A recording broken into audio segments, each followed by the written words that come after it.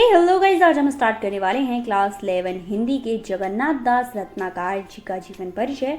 Guys, इनका नाम तो जगन्नाथ दास था, बट इनको रत्नाकर बोलने लगे थे लोग। तो आइए सबसे पहले उस टेबल को देख लेते हैं, जिस टेबल में सारी इंपॉर्टेंट चीज़ों को करेंगे हम मेंशन। फर्स्ट रहेगी हमारी जगन्नाथ रत्नाकर। इनका नेम, पिता का नाम है पुरुषोत्तम दास, जन्म है सन 1866 ईस्वी, जन्म स्थान है काशी, भाषा है भाषा प्रौढ़ साहित्य ब्रज भाषा। शैली की बात करें तो चित्रण, अलंकारिक और चमत्कारिक शैली का यूज़ किया था।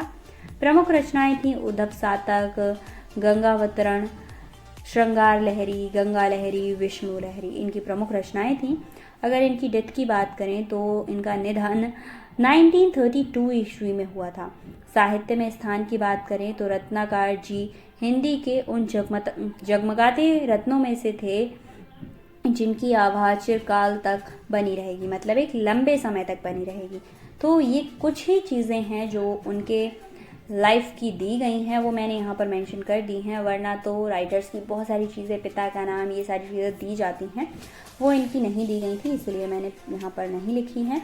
इसके बाद आप डालिएगा जीवन परिचय एक हेडिंग, और जीवन परिचय की जो डिटेल आपने इस टेबल में लिखी है वही लाइन बाय लाइन यहाँ लिख दीजिएगा। तो रत्नाकर जी की शिक्षा का प्रारंभ उर्दू फारसी भाषा के ज्ञान से हुआ था। इन्होंने 6ठे वर्ष में ही हिंदी और 8वें वर्ष में ही अंग्रेजी का अध्ययन प्रारंभ कर दिया था।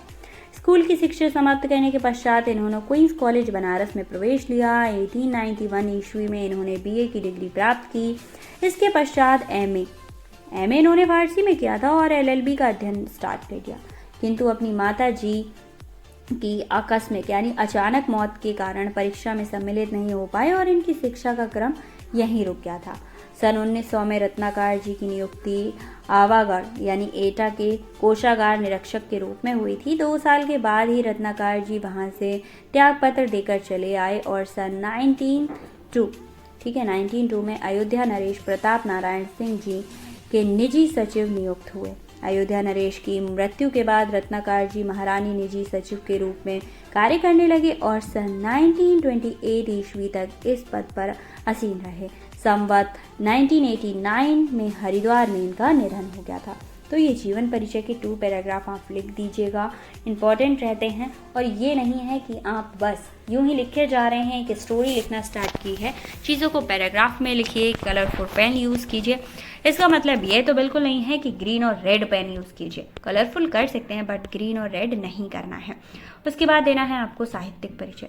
तो कविवर जगन्नाथ रत्नाकर आधुनिक युग के कवि थे। इनका विवाह भारतेंदु हरिश्चंद्र के पश्चात हुआ था, परंतु इन्होंने आधुनिक युग की काव्य चेतना की उपेक्षा करके मध्ययुगीन मनोवृत्ति में प्रभावित होकर काव्य साधना की तथा अभिविलक्षण काव्य प्रवृत्ति से हिंदी जगत को प्रकाशित किया। तो इनके साहित्य परिचय में बहुत सारी बातें दी गई हैं, यहाँ पर देख लीजिएगा।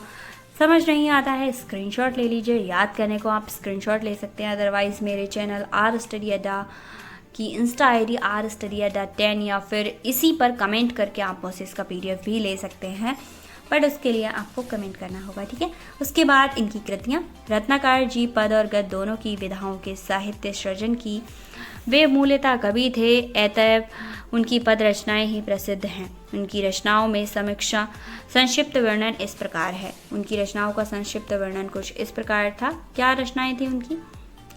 फर्स्ट थी हिडोला। यह 100 रोला छंदों का आध्यात्मक पारक श्रृंगारिक निबंध काव्य है। समालोचनादर्श हरिश्चंद्रन, कालिदास, और ये जो लाइन दी गई है ना, ये आपको लिखनी है, ठीक है। यहाँ पर आप कलरफुल पेन का यूज़ कीजिएगा। श्रृंगार लहरी, गंगा लहरी और विष्णु लहरी, रत्नानाष्टक ये थी, वीरनाष्टक, प्रकीर्ण, पदावली, गंगावतरण, ये क्या थी? इनकी रचनाएं थीं। तो आई होप आपको सारी चीज़ें समझ आई होंगी। अगर कोई भी प्रॉब्लम हो तो बता दीजिएगा। उसके बाद उद्धव शतक और इसके अतिरिक्त रत्नाकर जी अनेक ग्रंथों के संपादक भी रहे थे। तो ये सारी चीज़ें आप देख लीजिएगा, लिख लीजिएगा।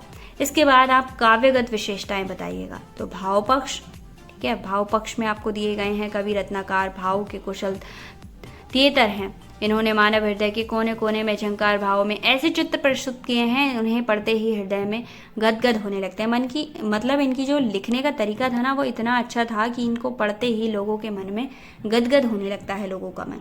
उसके बाद कला पक्ष की बात करें तो कला पक्ष में भाषा और शैली, तो रत्नाकर जी पूर्ण कलाविद, भाषा के मर्म और शब्दों के आचार्य थे। इनकी भाषा प्रौढ़ साहित्य ब्रज भाषा है। उसके बाद ये पैराग्राफ देख लीजिएगा, समझ लीजिएगा, लिख दीजिएगा। इसके बाद रत्नाकर जी अपने भावों को व्यक्त करने के लिए चित्रण शैली, अलंकारिक शैली और चमत्कारिक शैली आदि का प्रयोग किया करते थे। इतनी सारी शैलियों का यूज़ किया था।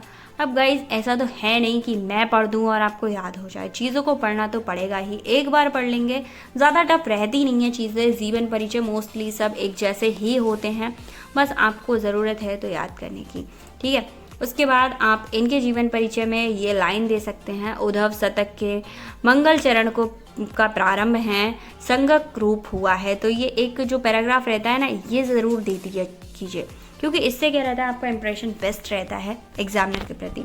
तो लिखना क्या है, जसो जाति विषय विषाद की विवाई बेगी, चोप चिकनई चित चरु गही करे, कहे रत्नाकार कवित्वर व्यंजन में, जसो संबद सौगुनी रुचिर राहिव्यो करे। इसके बाद लास्ट में आपको देखना होता है साहित्य में स्थान। तो साहित्य में इनका क्या स्थान रहा था। रत्नाकर जी हिंदी के उन जगमगाते रत्नों में से एक थे जिनकी आत्मा चिरकाल तक बनी रही थी, मतलब लंबे काल तक बनी रही थी। उनके व्यक्तित्व तथा अन्य मान्यताओं को उनकी अपने काव्य में सफल वाणी प्रदान की है। उन्होंने नवीनता के आकर्षण में अपनी प्राचीन परंपरा को भुला देने की प्रवृत्ति के प्रति भावी पीढ़ी को सजग किया है।